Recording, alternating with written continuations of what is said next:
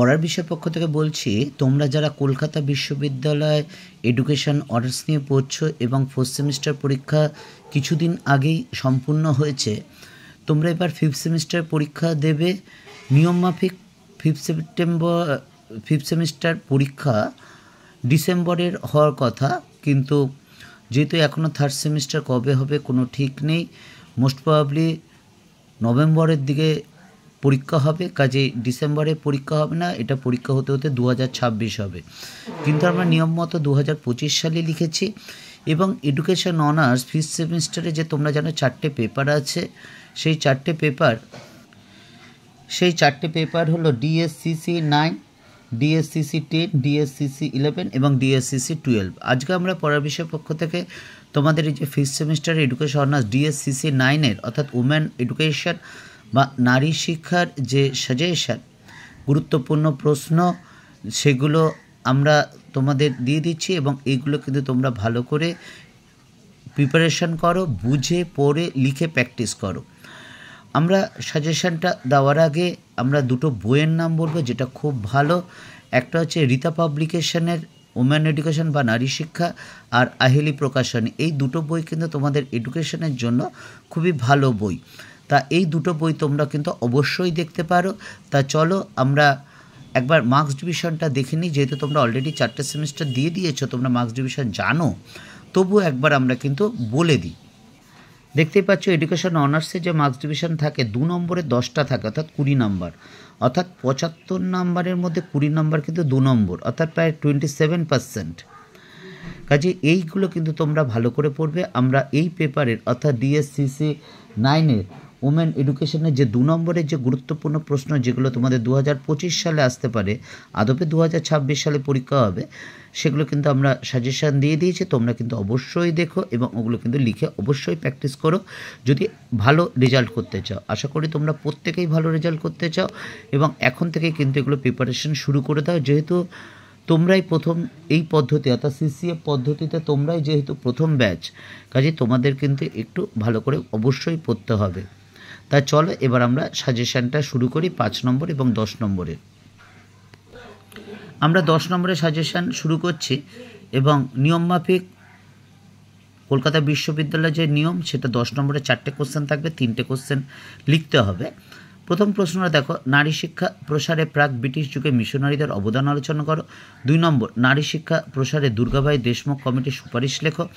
3 নম্বর, আধুনিক সমাজে নারীর ক্ষমতায়নের ভূমিকা লেখো। 4, ইসলামিক যুগে নারীর শিক্ষার প্রকৃতি লেখো। 5, নারী শিক্ষা বিস্তারে বিদ্যাসাগরের অবদান লেখো। 6, নারী শিক্ষা বিষয়ে মুদালিয়া কমিশনের সুপারিশ লেখো।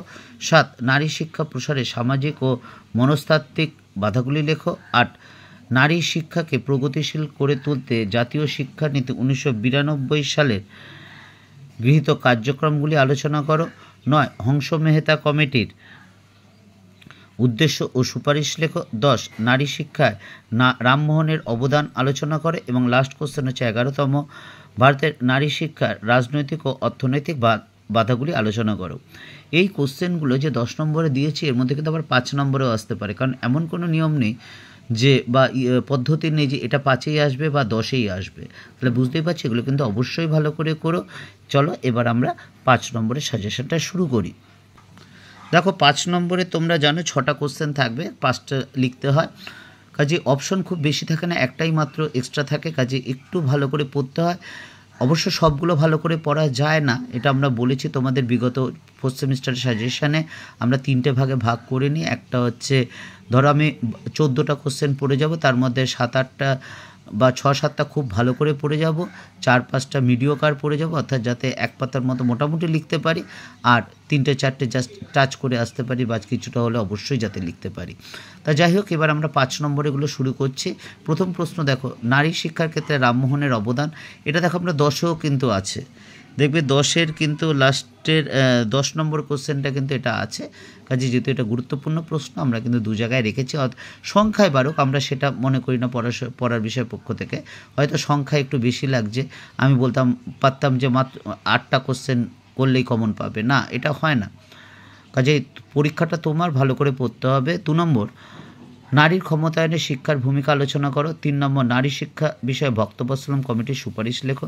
4, 1986 সালে জাতীয় শিক্ষানীতিতে নারী শিক্ষার সুপারিশ লেখো। 5, 1968 সালে জাতীয় শিক্ষানীতিতে নারী শিক্ষার সুপারিশ লেখো। 6, 1992 সালে জাতীয় শিক্ষানীতিতে নারী শিক্ষার সুপারিশ আলোচনা করো। 7, বৌদ্ধযুগে নারী শিক্ষা সম্পর্কে লেখো। 8, নারী শিক্ষা বিষয়ে প্রোগ্রাম অফ অ্যাকশন 1992 POA 1992 এর বিস্তারিত আলোচনা করো। 9, প্রাচীন যুগে নারী শিক্ষা সম্পর্কে লেখো। 10, নারী শিক্ষা ও নারী ক্ষমতায়নের পার্থক্য লেখো। 11, আধুনিক সমাজে নারী ক্ষমতায়নে বিদ্যালয়ের ভূমিকা আলোচনা করো। এবং লাস্ট কোশ্চেন, ভারতের নারী শিক্ষা বিস্তারে ব্রিটিশদের অবদান আলোচনা করো। এই 12টা কোশ্চেন কিন্তু তোমরা 5 নম্বরের অবশ্যই দেখেছো। আবার একই কথা বলছি, এই 5 নম্বরের কোশ্চেনগুলো কোনোটা 10 নম্বর আসতেই পারে। যেমন রামমোহনটা আমরা দেখিয়েছি, বলেছি 2 জায়গাতেই আছে, বা ভক্তবৎসলম কমিটি যে 3 নম্বর কোশ্চেন, এটা কিন্তু 10এও আসতে পারে, প্রত্যেকটাই 10এ আসতে পারে।